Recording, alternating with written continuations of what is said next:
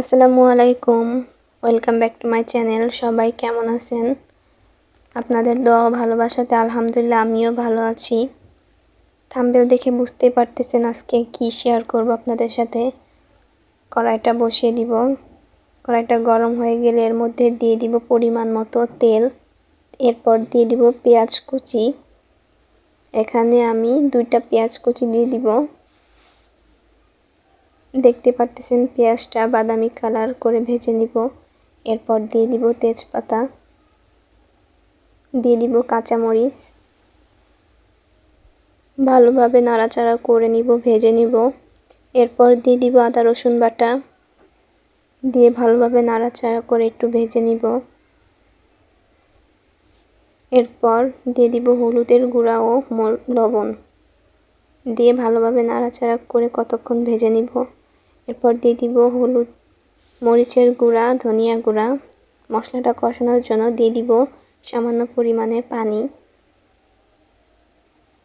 মশলাটাকে ভালোভাবে কষিয়ে নিব যেন তেল তেল বেরিয়ে আসে। এর মধ্যে দিয়ে দিব আগে থেকে হালকা করে ভেজে রাখা চিংড়ি মাছ। চিংড়ি মাছটা কার কার পছন্দ সবাই কমেন্টে জানাবেন। আমার অনেক পছন্দ চিংড়ি মাছ। চিংড়ি মাছটা ভালোভাবে রান্না করে নিব।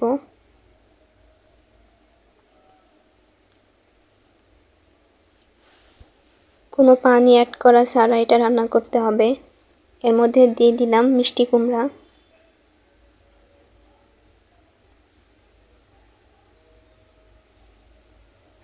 ভালোভাবে মশলার সাথে মিশিয়ে নিব। এরপর ঢাকনা দিয়ে ঢেকে দিব। কতক্ষণ রান্না করে নিব।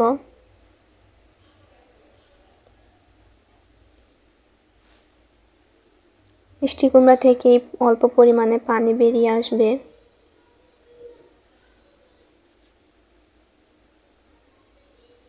পরিমাণ মতো অল্প একটু পানি অ্যাড করে দিতে হবে, যেহেতু আমার মিষ্টি কুমড়া থেকে বেশি পানি ওঠে নাই। আর পানি উঠলে মিষ্টি কুমড়া থেকে পানি উঠলে এক্সট্রা কোনো পানি অ্যাড করার কোনো দরকার নেই।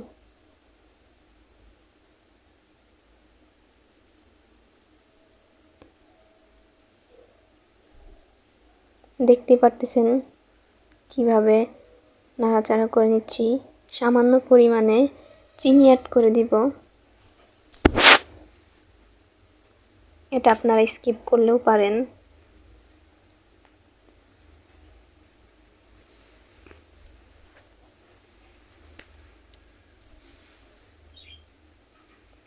অনেকেই মিষ্টি কুমড়াতে তেজপাতা অ্যাড করে না।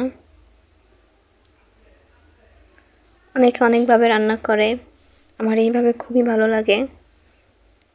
অনেকে গরম মশলাটাও অ্যাড করে, আমি এখানে গরম মশলাটা অ্যাড করব না।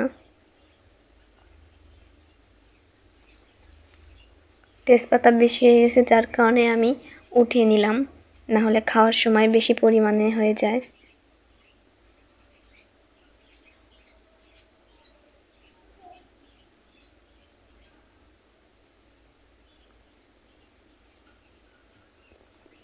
আমার রান্নাটা প্রায় শেষের দিকে।